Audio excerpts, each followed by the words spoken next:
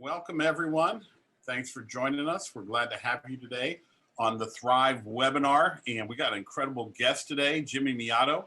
He's the president of Compassion International. Excited about all the great things that are happening there. And we're going to have a great opportunity for you and your church to be able to partner with us in Bayside, some of the things that we're doing. If you are newer to the podcast, we do have a resource page where a video of this will reside along with other resources that will be mentioned during today's podcast. And that's available at thriveconferences.org/resources. You can go there and get everything, including about 60 to 70 other webinars we've done. And those are available to watch with your team and to get the word out. So one other thing, we do have our church goal program, and we are consulting now with hundreds of churches around the country. If you'd like to be part of that, you can text the word playbook to 56316. And we have a new course starting in January. And it's an opportunity for your church to be able to grab some tools, to be able to manage and lead better. Also with great ideas for how to do ministry more effectively, especially in this online era. So check that out. That's the word playbook to 56316. And just a reminder, next week, we have Levi Lusko is going to be joining us on the webinar. And fascinating guy, great heart, and we're looking forward to that. So over to you, Ray. I know you're going to begin with some comments about COVID and the situations facing churches around the country. Yeah. Hey, first of all, welcome to the podcast, everybody. We're glad you're here. We have been doing this podcast now for a long time, and I have never asked you to do this ever. This is a first. I'm going to ask you after this, you listen to this podcast, to blow the sky high, to like this one, and to send it to everybody, to post it on all your social media channels. Thousands of you are going to hear it direct, and then if you can spread that around. The reason is this: in a minute, I'm going to interview Jimmy Mellado. And there is a worldwide crisis with kids in COVID that I think if enough churches got in the game, especially around Christmas, we could solve a massive crisis. And so I have never asked you to do this before, but I think it'd be a really great thing at Christmas time to unleash compassion and to solve a massive problem. Now, I actually believe this: if enough people stick together, you can solve anything. You know, for example, Bob Ballion's on this, and Bob let us know at Midtown when schools stopped meeting in California, all these kids kept meeting because they went online. And basically every kid in the suburbs had Chromebooks and all of this kind of stuff. And what happened is Bob calls me and says, man, we got 300 kids in the most disadvantaged area of Sacramento, and they're locked out of school. These kids arguably need education more than everybody else needs education. And they don't have any way to get, they got no computers. They're not even going to school right now. And they don't have Wi-Fi in their homes anyway, because they can't afford it. So we called an emergency Zoom call. I think we broke a record. We had 3,000 people on a Zoom call, described the problem, and get this, in 13 minutes, people gave $250 million, okay? We didn't keep a dime of that. All 300 of those kids now have Chromebooks. We bought Wi-Fi hotspots for their family and prepaid a year of Wi-Fi. So all of those kids are back in school, all triggered by Bob Ballion and Midtown knowing there was a need. And then what we did is we rallied a whole bunch of people and took down a massive social problem in 13 minutes, okay? We're hoping a similar thing happens today, and that this thing catches fire and generates something. We're not talking 300 kids, we're talking 70,000 kids who are in a much more disadvantaged area than the kids in Sacramento, California. And so we'll come back to that in a second. I've had people sending in questions, and my phone's been blowing up, and our social media stuff's blowing up. Matter of fact, the pastor sort of summarized it for everybody when he called me. He called me last week and said, hey, given all the shutdown stuff that's going to happen, what are you guys at Bayside doing? And what are you saying? And he said, I've got to decide what to do with my church. And I said, we are doing two things. Number one is we are staying open, and we are giving people options they need. But number two is this: we are communicating to our church and our community why we're doing what we're doing. And so what I said to him is, our comments to the media and to our church have been this: just like Costco, just like Southwest Airlines, just like most supermarkets, we are giving people options that they need, but we are keeping them safe at the same time. There are some churches that are basically going, hey, we are going to ignore all the safety protocols. We have a right to meet. And I explained to our church this weekend, maturity is balancing rights and responsibilities. And I said, we have rights. We've got constitutional rights to gather and worship. Okay. However, immature people only care about their rights. Mature people, and hopefully Christians will wake up and be mature enough to go, we should give our people options that they need, but we should do it in a way that is safe. In other words, we have a responsibility to keep the medical community safe, to keep elderly people safe, to keep at-risk people safe, to keep first responders safe, and healthcare workers and doctors and nurses. And so we have put a whole bunch of things in place in Bayside where we've going, okay, we will do more services. We've got around tables. They have to check in. We check them when they get in. We require masking coming in and out. And we have some very right-wing people very mad that we would even do that kind of stuff. I'm usually going, and we have people on both sides that are immature because they only care about one of the two. And I think the only people that have a vibrant, healthy future are people that balance their rights and responsibilities. And so if that helps, let us know. We can give you what we have said, because how we explain this to our church and our community is going to, for example, we had a call from the media, and the media heard about an event we were doing. The reporter, we thought, oh, this is gonna be a hit piece on Bayside. The reporter says to the Bayside guy talking to him, he goes, the direct quote, he said, I'm in awe of your church.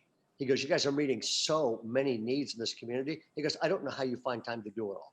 And I went, when the church is the church, nothing's better. So, hey, and today I want to welcome our guest, Jimmy Mellado. So, hey, welcome to the podcast, man. Glad you're here. It's great to be with you, Ray, as always. Life-giving. Yep. Hey, so thrilled you're here, and you're in your office back at Compassion, right? Yeah, but alone. So we're sheltering in place just like everybody else. But every once in a while, I'll come into the office for something like this. That's good. Hey, and first question, you and your wife doing okay? Family all right? Yeah, we are. My wife and I, kids and grandkids, we're all fine. Although I was telling you earlier, my parents did test positive for COVID, but my mom's recovered. And my 90-year-old dad, he's toward the tail end of it, doing really well. So we think he's gonna be resilient enough to push the virus back and move on. That's good. Man, glad to hear it. Hey, so Jimmy, we're going to roll through some stuff, and then I'm going to ask everybody to take some action steps today, which this is a first in a long time of doing this leadership podcast. I want to back up a little bit. You had an incredible career. At one point, you were in the Olympics, correct? Yeah, seems like a lifetime ago, but yeah, 1988. Okay, so tell us about that. What was that like? And what did it feel like to be an Olympian? Well, I mean, it was obviously a lifelong dream. I saw the '72 Olympics in Munich as a third grader living in Nicaragua, and I was smitten by the Olympic movement. So I started training then, organizing high jump and long jump and race competitions during recess in elementary school. And by the time I was in sixth grade, I was able to jump over my head, and then that just continued. I loved all the events, so I did the decathlon, and that's the 10 event thing that Bruce Jenner did. And so it was just a dream come true, truly, to walk in that stadium, 100,000 people, and to participate with some of the world's best athletes was unbelievable. It truly was a dream come true. Yeah, Jimmy, that's cool, man. You and I have something in common. You were at the Olympics, and I watched them on TV, so I'm sure there's some connection there. And then I was at Willow Creek when I lived in Chicago as a professor, and then you were at Willow Creek, and then you took their Global Leadership Summit and blew that sky high. So my first question on this one is, you obviously felt called to building and strengthening leaders. Okay. Talk about your call to that. Why? Because you're still passionate about that. Yeah. Well, it's the same passion that drives me here at Compassion as well. And interesting, I mean, you mentioned the Olympics, but that's where I got my call to serve pastors, to serve the church. When I was there at the Olympics, I went to a prayer meeting, and the pastor of the world's largest church invited us athletes, after he prayed for us, to come to his church. So I went, and I got to hear went to a seminar after church of the church revolution in South Korea. And South and North Korea started at the same place right after the Korean War, which, by the way, is where Compassion started as well, South Korea. And then a church renewal movement. I mean, it was like looking at Acts 2, but in our time. And to see what's happened in South Korea when they went from just a handful, 1 or 2, 3% of Jesus followers to 27% within a couple generations was amazing. And that's when I just felt the Lord say, you know, inside my heart, fill me with this passion to want to serve his church and serve the leaders that lead his church. And it was 5 months after that I visited Willow Creek, February of 1989. It was 60 below zero, wind chill, and I can still close my eyes and see the thousands of people that were walking in to the midweek service Wednesday night for worship, and then to find out to make the weekend available for a more evangelistic type service to invite their friends to. Man, it was like I saw the same move of the Holy Spirit that I saw in Seoul, South Korea, but in an American context. And then as the Lord would have it, I was able to join that team there. And our heart, our passion was to see every church thrive in their context. And we knew that the way to change a church was, in fact, to invest in and change the leader. And our strategy was real simple. You change the church, you can see that church change. You change the leader, you can see that church change. You see that church change, it could change the community. And you see enough of that happen, you can see what happened in South Korea happen again and again and again. And even my ministry here at Compassion, change a leader, change a church, change a children's ministry, change the community. So it for me, it's very congruent with my calling to serve his church. Just here at Compassion, it's to serve his church in some of the toughest regions in the world, to serve some of the most vulnerable children and youth in the world. Yep. So you have this incredible run, and the Global Leadership Summit blows up beyond anybody's dreams. Yeah. And in the middle of that, okay, you get this call to Compassion International to become the new president. And to do that, you have to follow a legend, which, you know, one of my theories about life is follow a loser, not a legend. So talk about how did God lead you to Compassion? I'm glad he did, by the way, because I've always loved this organization. Well, and, you know, adding to your point, successions sometimes, well, a lot of times do not go well. There are not a lot of success stories. And you're right. Wes Stafford, the former president and CEO of Compassion, is a legend. He's Mr. Compassion, which, by the way, he's still on staff. His calling didn't change. 7 years later, he's still advocating, championing, and serving children and youth that are living in poverty through the church. So he's a kindred spirit. He's a brother of mine, love him dearly. And I can tell you, I have not wasted 1 second wondering, do I have Wes's support? We are in this together. And I know that's a little bit odd. Usually they want the legend to not come back. And I was like, are you kidding me? His calling hasn't changed. Maybe his role will change a little bit, but his calling's still there. So we're still partnering together in this thing. And I'll tell you, it was really hard. I thought I'd be at Willow and leading the summit the rest of my time. That's how I saw it playing itself out. I had no interest or in leaving. I was serving the church in my calling, using my gifts. Why would I want to leave that? And I really felt that in many ways, coming to Compassion was in the same calling, just more focused. Where I'm coming back to where I grew up. I was born in El Salvador. I competed for El Salvador in the Olympics. My parents, I'm one generation away from poverty. My mom grew up learning and being taught how to keep a dirt floor clean. But she was a real adventuresome spirit. She met another adventuresome guy in my dad, who was an engineer. And in 62 years of marriage, they have moved 41 times, if you can believe that. Wow. So before I celebrated my first birthday, I had already been to 6 different countries and 26 different homes, 8 different schools before graduating high school. So I moved a lot, but here was the connection to my call. My mom, because of her life, we were always involved in the life of the poor. And because of my mom and dad's faith in Jesus, my family was my first church. My family was my first small group, and they always had us involved in the life of the local church. And so I could see the power and the impact of what happens when churches are working right to change their communities. And so that was my upbringing. And I was just like ready-made for what I saw in Seoul and Willow, and to join up with Willow to help every church thrive and to focus on leaders and serving leaders. And then now to do all of that, to come full circle to where I'm serving churches that in one case, there's a church that we're serving in a compassion program that's a half a kilometer walking distance from where I used to live. And I'm serving children that are the age that I was when I was living in these regions. So it's like all of that was training for me. And then God said, now I want you to help put a towel over your arm and serve churches that are in the toughest kinds of circumstances you could imagine. And I want you to help equip them to be able to serve the least of these that are around them. So that for me, it wasn't a different call. In fact, Wes said that. When Wes said, would I be open to having my name submitted? And he said, I don't get to be on the committee. I don't get to vote. I can suggest names, that's it. But he said, I'm just getting a sense in my quiet time that you're gonna come after me. And I was like, whoa, God hadn't told me yet.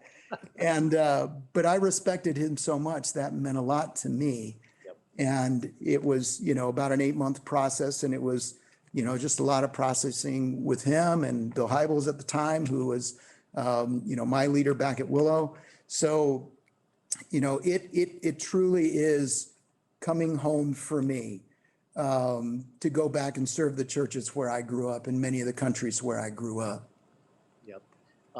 You also, as I remember, you had a really emotional conversation with your mom about your upbringing when you were installed. Can you talk about that? Yeah. So, I mentioned my mom was 86 years old now. She was right at 80 when I came to Compassion, just below. And she was able to be there at the baton passing when Wes passed the baton to me. So we finished the ceremony. My mom was there. She came and stood in front of me and just didn't say a word, didn't hug me, didn't say anything. She's just looking at me. And I was like, Mom, are you okay? And then she hugs me, pushes back, tries to get a word out, can't, hugs me, pushes back 3 times, trying to get a word out and couldn't. And then she quickly hugged me and said, hablamos más tarde, which means we'll talk later. So the next day I went up to my mom and I said, Mom, what's going on there at the end of that service? And she said, Jimmy, when someone grows up in poverty, they never think it's going to be an asset to their children. As a parent, you want to lift your children out of poverty. But I could see that me growing up in poverty and understanding what it is to be poor, to have one toy my entire adolescent life, put something in your heart that's become central to your life calling. I was so overwhelmed at how God redeemed my upbringing to guide your calling in life. And I just wanted to say that. I just couldn't get the words out without crying. And I can barely say it without, I didn't know you were going to ask me that, but I can barely say it without the emotion welling up within me of her investment in me, to have a heart and a love for the poor that Jesus models in Scripture everywhere. Yep. Well, I tell you, God uses everything. Yeah. Thanks for sharing that. I thought I'm going to ask him this. I hope he's willing to go down that road. So I think that the chat string just blew up on this thing. I mean, I just when you're with Ray, you never know where he's going to go, so you got to be ready. Exactly. Yeah. Speaking of that, Compassion International, it puts you in at its heartbeat. Like if I said to you, your one-line answer, what's Compassion International's purpose? What is it? Releasing children from poverty in Jesus' name. That's it. Yep. And then because of that, that means you're working in poverty-stricken areas all around the world. What a year ago, COVID hadn't hit. It is 9 months later. What's happening in under-resourced communities? Yeah, it's a really tough deal. The news cycle talks about what's happening in the United States, and with plenty of reason, lots going on here, or what's happening in Europe. The news cycle has not shifted to the developing world. No, you're going to hear more about it. And they are, however hard we're being hit by it, inconvenienced by doing meetings all day long, Zoom meetings and in basements and all that, like I've been the last 8 months, and you guys as well. But whatever that is, you got to multiply it by some ridiculously high number to have an understanding of the impact that's happening in the developing world. As we connect with our churches, and we have 8,000 churches that we partner with, it's the only way we do ministry. It's a church equipping ministry. Holistic discipleship is the strategy, but we focus it on children and youth living in extreme poverty. And we minister to about 250 children and youth per church in that are within walking distance of that church. So that's how we were doing our ministry. And then COVID hits and everything gets turned upside down. In the developing world, things, when we talk about testing and treatment and tracing, I mean, they don't have the infrastructure to do that the way that we can do it here. When you think about social distancing in the Kibera slums in Kenya, seriously, we got 6 to 10 people in one shack and 6 to 10 in the next shack, and bathrooms are communal. You have to leave. And the vast majority of them, almost all of them, are day laborers. So their reality is you go out and work that day, you earn a living that day, and you bring some food home that day. And maybe your family can eat for a few days. Then you go out and earn some more. It's a day by day situation. And now you can't go out. So you're, as a parent, faced with a horrible moral dilemma. I defy the stay at home. I go out trying to find food or money. Maybe I get the virus that I don't understand, but I hear it's killing people, and I bring that home to my family. Or I shelter in place and I watch my family starve. Just a few weeks ago, UNICEF came out with a statistic that due to COVID, that 10,000 children are dying from malnutrition and hunger because of the shutdown that COVID has provided in all these countries. And many of these countries, because they don't have the infrastructure to deal with the pandemic, they've taken very draconian steps in some cases to really lock down and shut things down. Well, that means families are starving. And so we're not only seeing the first wave of impact of COVID, in our community of 2.2 million children, we've had 8,000 cases in the greater compassion family of the children or their brothers, sisters, or parents. So, we've had 8,000 cases, 383 deaths. But then I asked a different question. What are the deaths in that same time period that are related to secondary effects? And that number was 532 deaths. Now, some of them were happening just because they always happen in a poverty circumstance. But many of them were because of the secondary impacts of transportation systems being compromised, health systems being compromised. They can't get the malaria medicine, or the malaria net supply and food chains have been disrupted. The latest one just absolutely broke my heart, of hearing of a woman who is pregnant, about to give birth, goes into labor, can't get to the hospital. So they find a truck. She's in the back of the truck, bouncing around dirt roads, trying to get to the hospital. Well, she didn't make it, and the baby dies. Another one, about 6 weeks ago, a little girl got bit by a snake. Usually you can take care of that. Couldn't get her to a hospital in time. Compromised infrastructure. She dies. So the primary and secondary effects of COVID have just decimated the developing world. And for the first time in 30 years, because of it, the World Bank is estimating that 150 million more people are going to be pushed back into living in extreme poverty by the end of next year. That means living on less than $1.90 a day. For almost 30 years straight, we have made progress as a global community in lifting people out of living in extreme poverty.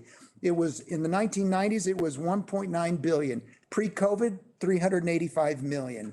And now by end of next year, for the first time, we're going to have a reversal because of the economic effect of COVID in the developing world. And then we're talking about vaccines, and you're on the news and you're hearing about light at the end of the tunnel, light at the end of the tunnel. The vaccines are going to be, they're coming, let's hang in there. Well, you got to say hang in there for 2 or 3 years in the developing world. When I look at the estimates of which countries are getting the vaccines first, it's the well-resourced world. Philippines is hoping to have 1% vaccinated by the end of 2021. Many of our countries, 30% vaccinated by the end of 2021. And you don't get to herd immunity, as we know, till you get up to like 70% or so. So basically, oh, go ahead.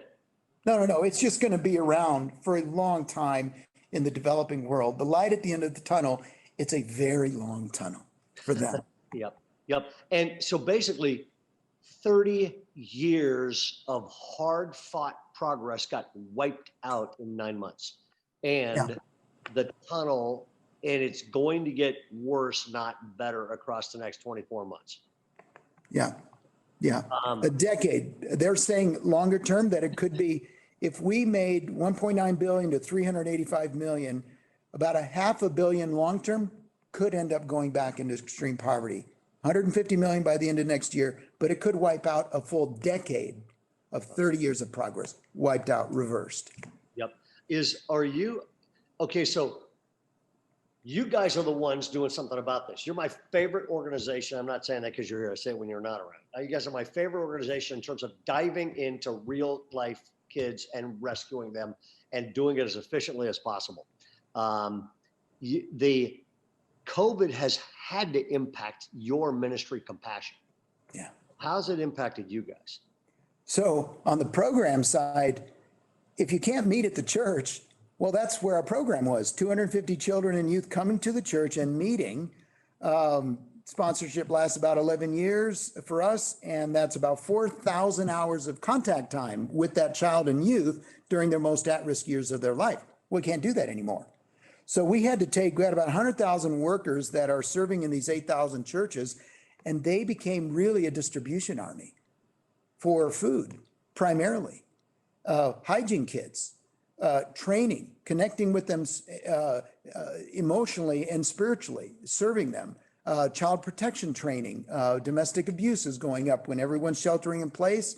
Tempers flare, kids are the ones that pay the price.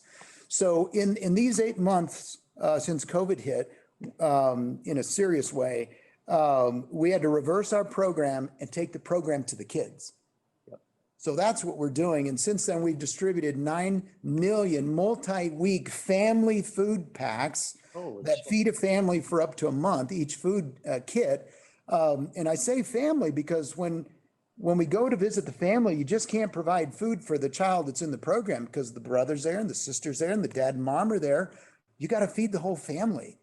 And so now we're actually serving 8.3 million people and feeding them.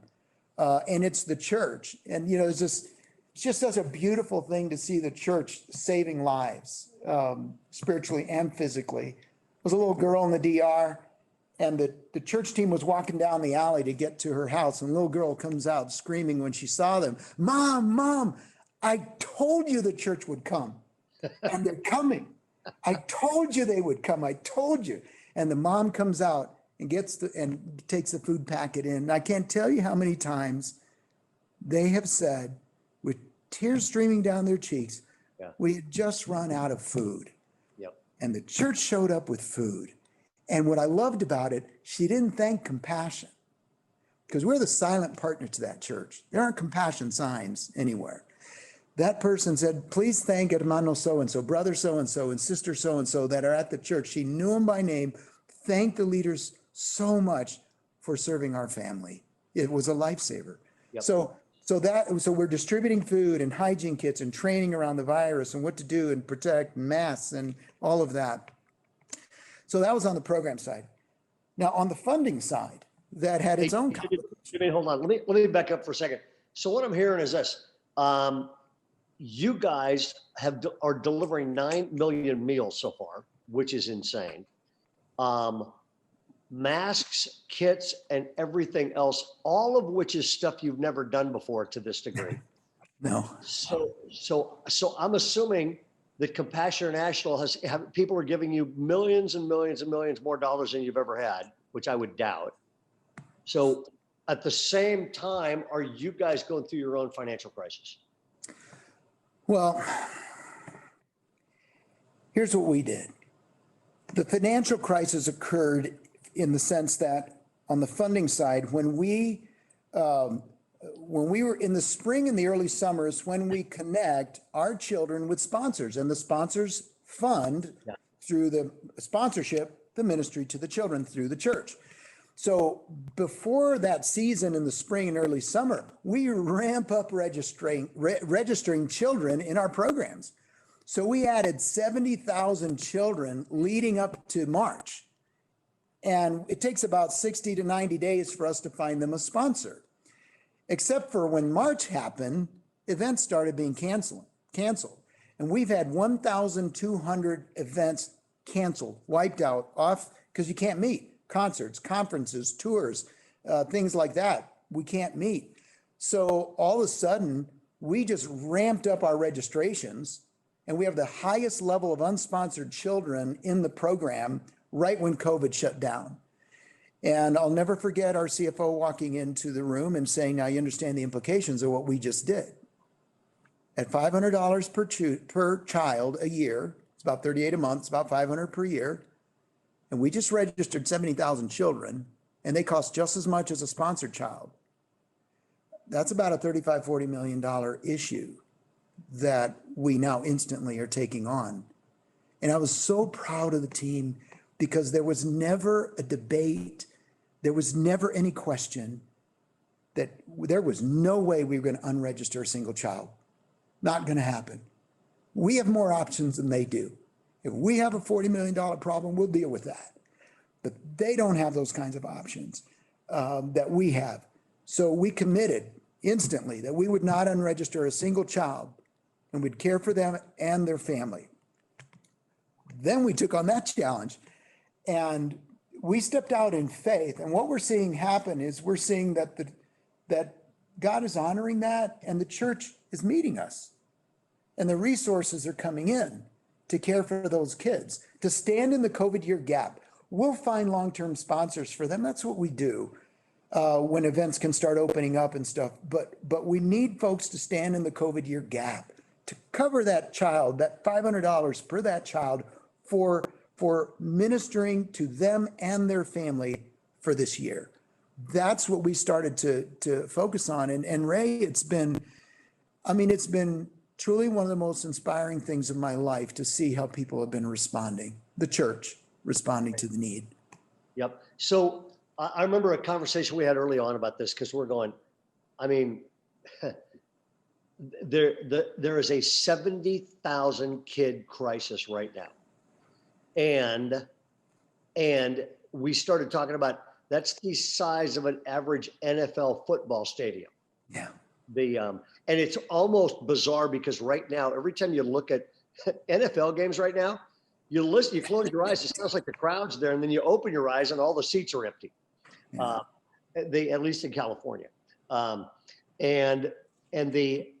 start every time I see that now, I think there are 70,000 kids. They are outside the stadium. They are locked out, and we need to get these kids into the stadium, but we need to get them in fast. Yeah. And the NFL, the NBA, and all these folks, they are very passionate about getting people back in the stands just for financial gain, and I'm all for that. But to get kids in to save lives, that's a whole different ballgame. Yeah. And so talk about what you're doing, because right now we have a lot of pastors nationwide listening, worldwide actually, listening to this. You guys have come up with an idea, and I'm all in favor of this. We're doing this at Bayside of how to meet this need. Well, the thing is, we didn't come up with the idea. I mean, I was very much impacted in my early leadership life by Henry Blackaby before he passed. And he wrote a book called Experiencing God. And I mean, the nut of it is God's always at work. Our job is to ask God to give us eyes to see where he is at work around us and then to join him there. And of course, he'll bless it because he's already there.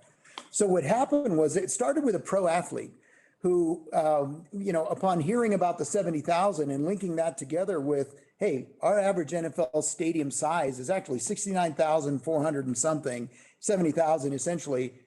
We're not filling those stadiums. Why don't we fill and cover these 70,000 kids? And he stepped out in faith and said, I'm going to cover 2,000 children at 500 each. That was $1 million commitment. He said, God just called me. I feel like we got to care for these kids. Let's fill up this stadium and I'll start and I'll cover 2,000 kids. And then someone else, said, another baseball player said, I'll cover 2,000 kids. Someone else said, I'll cover 10 kids. I'll cover 100 kids, 500 kids. And so it started building. And now we have, from Kirk Cousins and Nick Foles and Carson Palmer and the twin brothers, Devin and Jason McCourty of the New England Patriots. And then on the baseball side, Chris Davis and Nick Ahmed and Adam Engel. And now it's going to pro golfers are tuning in. Zach Johnson joined and Webb Simpson and Kevin Streelman and Cameron Tringali and one NHL player. So these pro athletes are talking to each other and saying, let's lead. We're not filling our stadiums. Why don't we fill this kind of stadium? Right. And it's just been catching on. And we just want to join God in what he's doing in their hearts.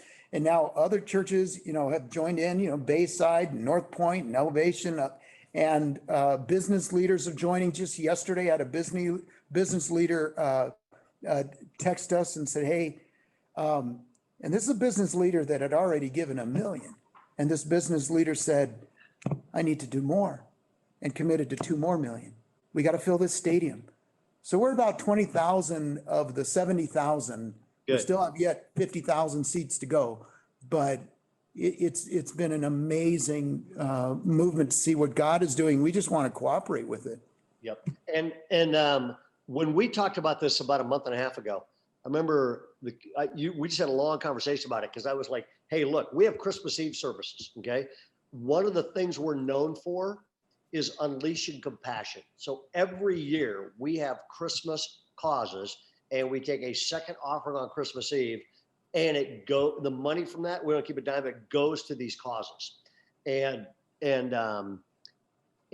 I said, and by the way, I actually think we crossed our line this time. This happened to me twice so far.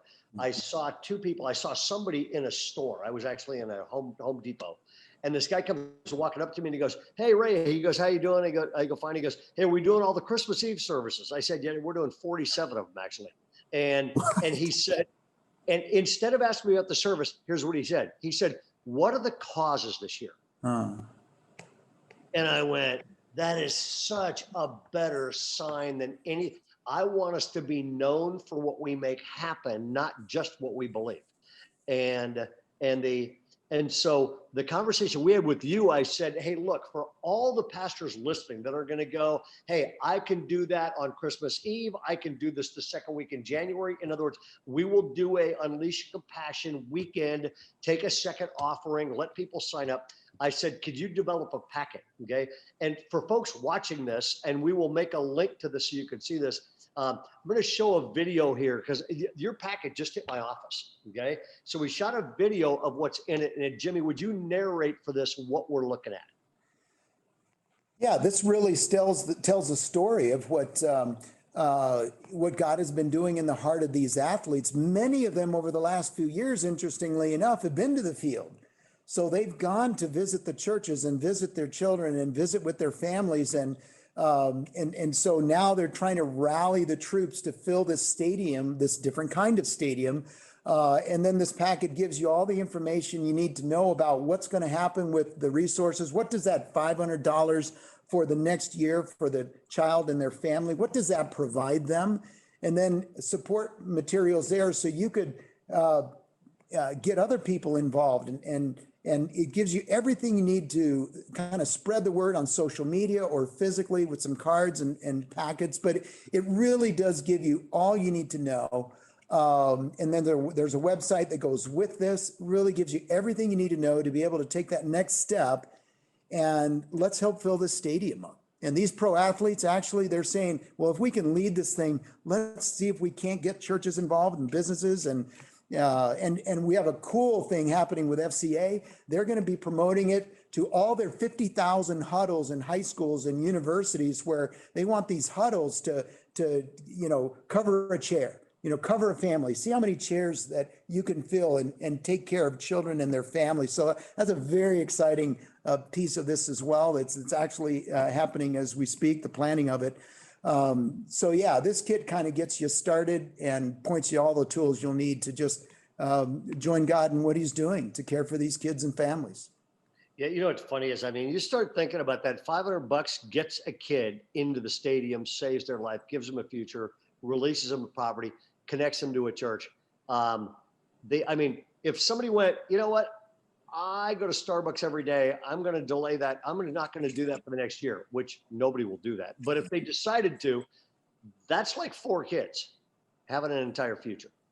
And so some of this stuff isn't hard, and it's not rocket science. It's just take action. So here's what I want to ask. I want to ask everybody on this to actually take some action. Okay. And the first one is this. You need to know this. Number one is this. We are all in to help stand in the gap on this one. We are using Christmas Eve services on some of our campuses to do this. We will be giving people information. We will be handing them things saying, hey, pull this out. And I love the phrase, we'll steal it right off the thing. This is a stadium that cannot remain empty. Okay. And we'll describe what's going on. We will give people a chance to give. Okay. We will give them something to fill out. The easiest way to do this. And right now, if you're listening to this going, you know what, I don't run a church, but I would like to give to this. I would like to help fill the stadium. Okay. All you have to do is this: text the word churches. Okay. To 83393. Okay. Matter of fact, grab your phone right now and do this. Okay. They won't subtract money out of your bank account, but it'll give you a chance to respond. So, unless you're driving listening to this, grab your phone. Okay. And all you have to do is this: text churches. And here's the number you text to: 83393. I'm going to say it again: 83393. Text churches. They will text you back and give you a whole bunch of options for how you can give or get people to do this. The other thing, and there's 3 groups of you that I want to talk to. Okay. Number one is this: if you're listening to this and you're going, hey, I'm part of this whole Thrive thing. I'm part of this thing. I'm just one of the, 500,000 people that are at our conference, and you're going, I don't really run an organization. Great. Here's what I want you to do. Make a difference yourself. Text churches to 83393. And you as a person can make a difference. We've had people give, you've heard Jimmy, we've had people give $3 million, or you give $300.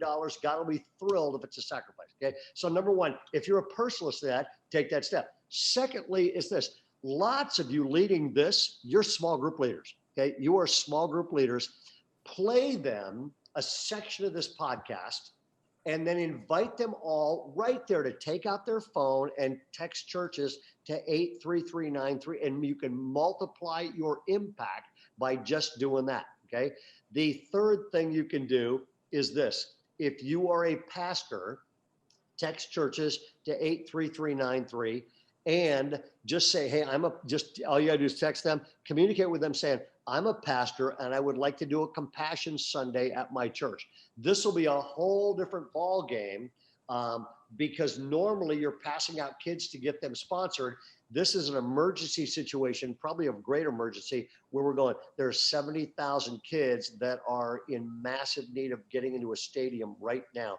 We could probably, if enough of us banded together, we could probably take this whole thing down by mid-January if we use Christmas, or you do a Compassion Sunday for the first of the year. Okay. And so number one is when you text that, you get a link to get involved, and you will get everything you will need as a person or a church to donate. You'll also get all the resources you need to share that with your church. And if any of you are interested, if you go onto our Thrive website and communicate to us, I'd be happy to go on and do a separate webinar with all of you of basically how to raise resources for a great cause. This is the kind of thing we've been doing this. We've been doing a weekly compassion thing or a yearly compassion thing every year for about 15 years. And I had a pastor say to me one time, aren't you afraid people are going to give to that instead of to your church? So your own giving is going down. Our giving has gone straight up for 15 straight years since we started doing this. I actually think what happens is your church starts attracting people who are generous, and you become known as people that do generous things, and you attract the kind of people that love to give and live to give, which basically fuels your own church's expansion and growth. So it's a really neat thing. Jimmy, anything I'm missing or anything you would add to that? No, you covered it, Ray. I just want to say, really, the only reason I feel like I'm here is to be a voice for the voiceless that can't be here, to tell their story of what's going on and to invite you in to how God is wanting to care for them. And I think he's calling his church to be the church as a first responder to that kind of need that the world is not giving a lot of attention to right now. And that's always the case when there's a crisis and the church is working right. The church are filled with the first responders. They have that first responder heart. So I just ask you to pray that prayer of, what would God want you to do, and to do no more, no less than that. That'd be my ask. Yep. And Jimmy, there are thousands of leaders that are listening to this. Yep. A lot of them, man. This has been a rough year for them. 2020 has just been hard on all ministry leaders. Resignations are off the charts, discouragements off the charts. I mean, all of it, it's crazy. Can you encourage pastors and leaders listening to this right now, just with a word on leading through crisis? Because you've had the privilege of doing that in other settings and in your current setting. Yeah, well, I'm now, this is like my 27th year of leadership, first at the Willow Creek Association, now here at Compassion. And when I just started to review all the crisis that I've gone through, it was like, remember Y2K? And everybody was saying planes are going to fall out of the sky, computers won't work. And so Y2K, that crisis. And then there was the tech bubble that burst right after that, and a lot of pain around that. Then there was 9/11. And when you're in the conference ministry, as we were, and 9/11 happens and nobody wants to get on planes to fly anywhere, well, that's a problem. And that pain and crisis actually led us to start satelliting the summit. That was the pain that caused us to innovate.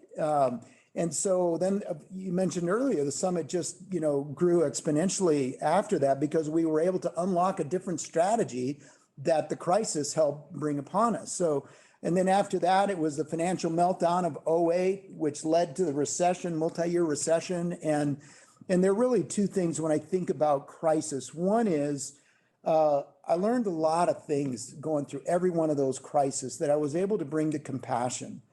And about 5 years ago, we started putting away long-term cash reserves, the Joseph principle of the Bible.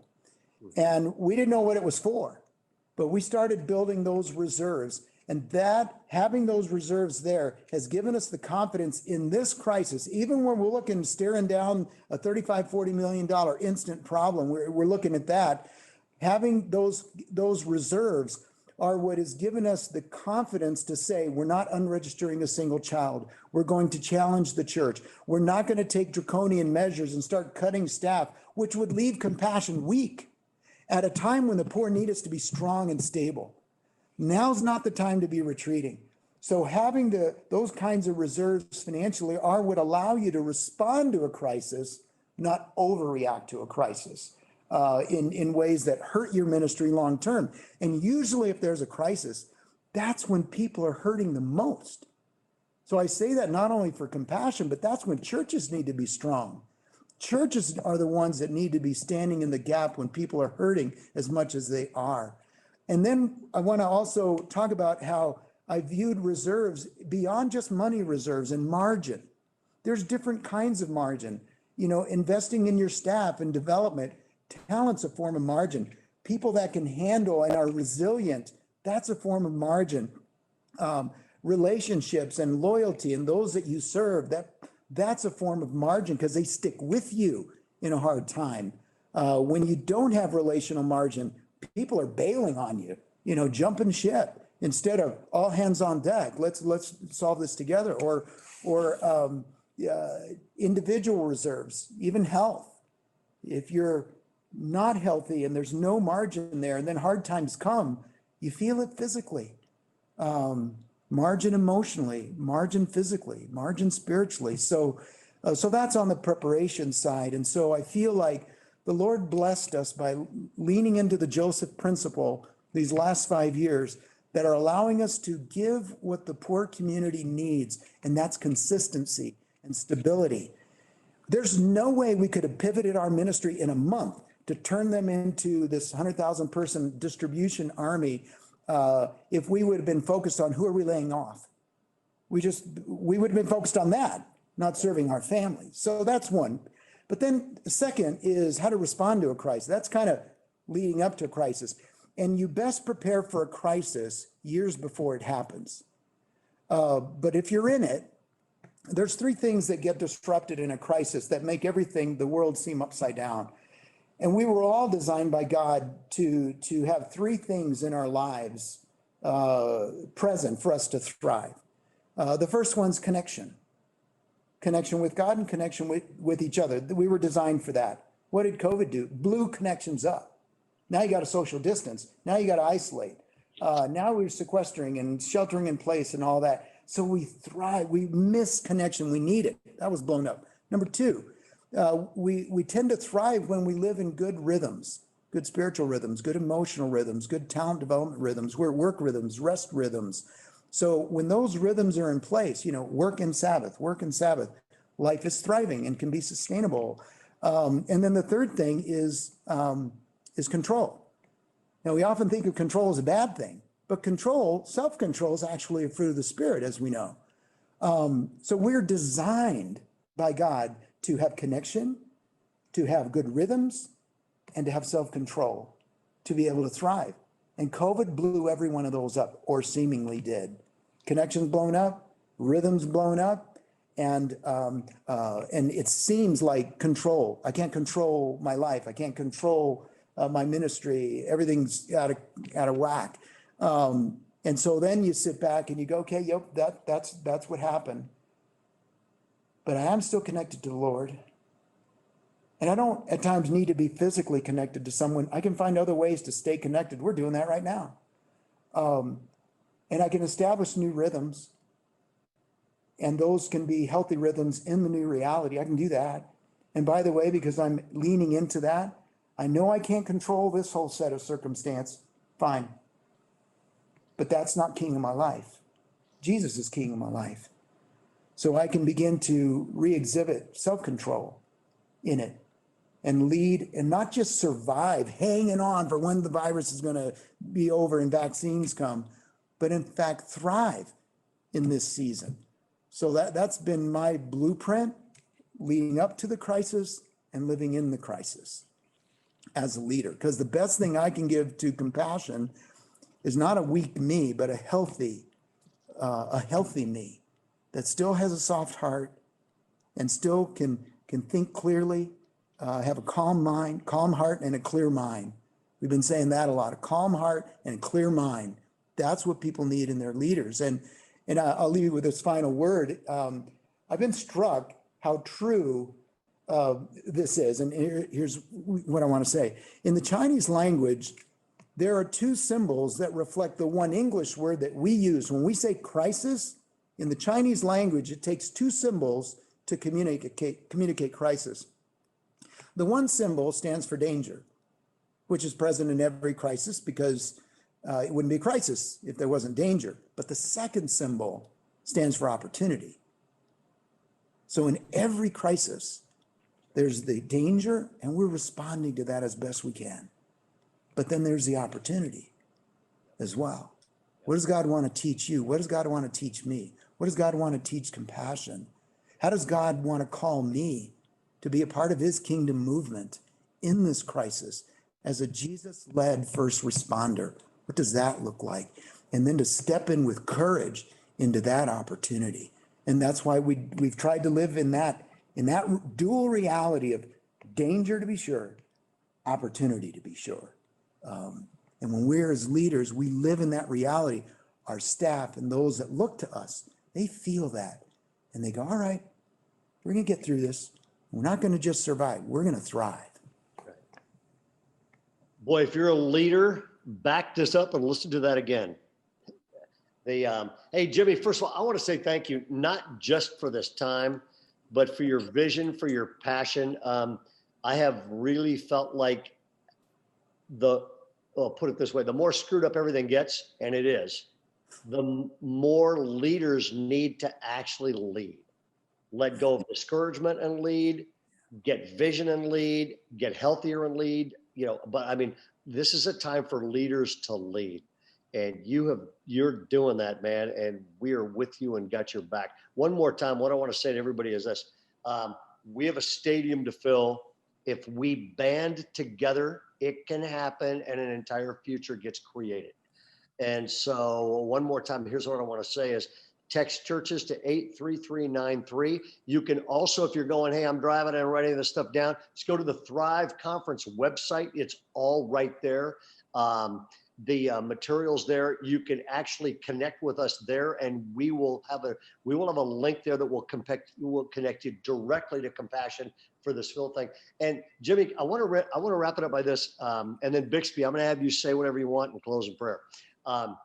We had in my office is a picture, and it took 2 years to get this picture. What happened is I take a bunch of pastors every year overseas with Compassion just to get them infected with Compassion International.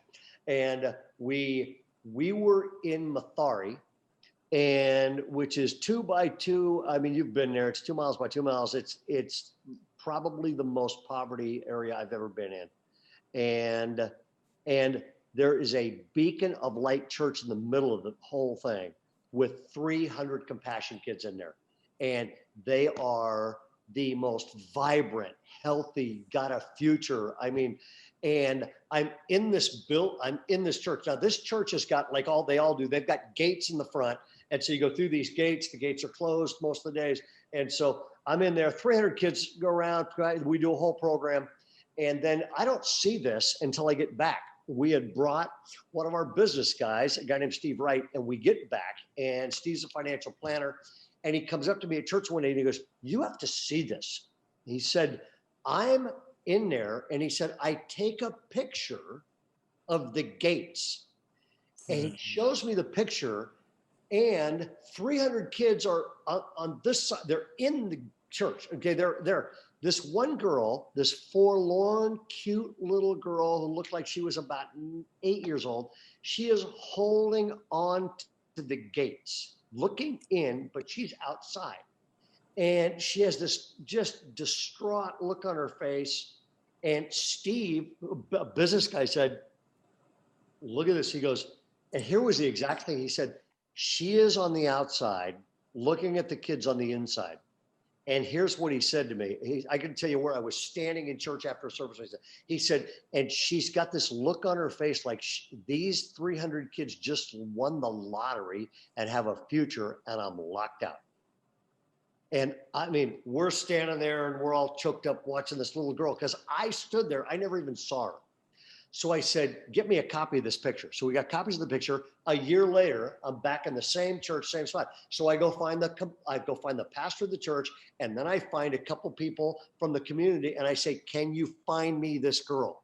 It took all day. Okay. Finally, 4 o'clock in the afternoon, they bring this girl in. And they tell me her story. Her mom had died. Her dad had died. Living with her grandparents, her grandfather had died. She'd been passed around to people, just sort of eating scraps, trying to stay alive. And we got her a sponsor. They made an exception and made her the 301st Compassion kid in this church. And these women from our church made her dresses, all that kind of stuff. And she is thriving. on the other side of the gate. Matter of fact, yeah, if you're watching this, there's the picture, and we'll put this picture up on the website as well. That's her grip. You can see the look on her face. She's gripping the gate, wanting in. Okay, we have 70,000 of these kids right now, and they are on the outside of a stadium looking in, and all we have got to do is get them on the other side of these gates and get them in, and their entire life gets made. Okay. And so I do not work for Compassion International. Compassion International does not pay me.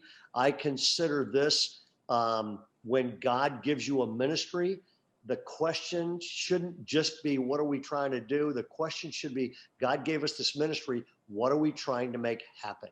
Because, and this is the easiest thing in the world to make happen. You can do it on Christmas Eve. You can do it as a person. You can do it with your family. You can do it as a small group.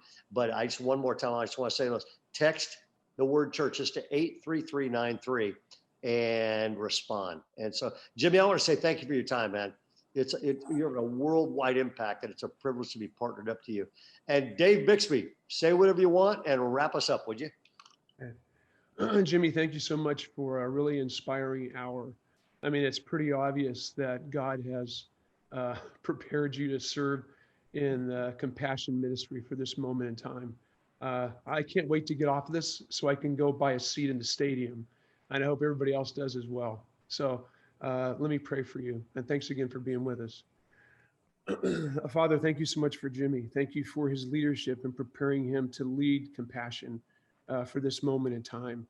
I thank you so much for the experiences of his life that has moved him to make critical choices and to, to dive headfirst into this crisis with courage and to follow after your desire for all that compassion is to so many people, and for not just the kids, but for the families around the world in developing countries who feel the fallout of COVID, more so economically as well as this virus. So I pray that you continue to raise up ministries that will come alongside these men and women, boys and girls around the world and bring healing and hope. And then, Father, I pray that as compassion looks towards filling the stadium, I thank you for the professional athletes that have a vision for this and have jumped in. I pray, Father, that that stadium would be filled and that suffering would be alleviated from all those that suffer under this space and time we find ourselves. And then, Father, I pray you go before compassion. I pray that you would continue to give Jimmy wisdom as he leads. I pray also that you would be his mother and father. Thank you so much for bringing healing to his mom and his father, now 90 years old and on the road to recovery of COVID. So continue to heal there. Thanks again for this webinar. Thanks for Ray and his leadership and all those that make this happen. So go before us, Father. We love you and thank you for the way you love us and care for us. And we ask this in Jesus' name. Amen. Amen. Hey, Jimmy, thanks so much for what you're doing. And John Valinsky, are you there? Any exit announcements? Yeah. So again, if you were looking for a copy of this, it'll be available at thriveconference.org/resources. That'll be up probably later today because it's a few hours to put it on. And then, of course, all the information is in the chat stream. If you're watching on Zoom, if you're watching on Facebook, it is in the comment section there. So, Ray, next week, real quick, you got an interview with Levi. Anything you want to say? Yeah, whatever you do, don't miss it. I've already done we had an incredible hour-long conversation about life and leadership. I'll give you a taste of what he's going to unpack. Levi has the gift of thinking like nobody else thinks. He reads differently than most people read, and he's just fascinating to talk with. And for example, his best theme that we talked about was this. He said, your church will never be healthier than you are. And then we spent a conversation unpacking what that means and how to turn that around. And it was just incredible. So that's next week. Really, for me though, I'm still caught by this thing. I feel like, well, put it this way, snowflakes are small and frail, but if enough of them stick together, they can stop traffic in New York City. If enough of us band together on this, we can make some pretty amazing things happen. There's a lot of power in unity. So get in the game, everybody. Thanks so much for being with us today. God bless.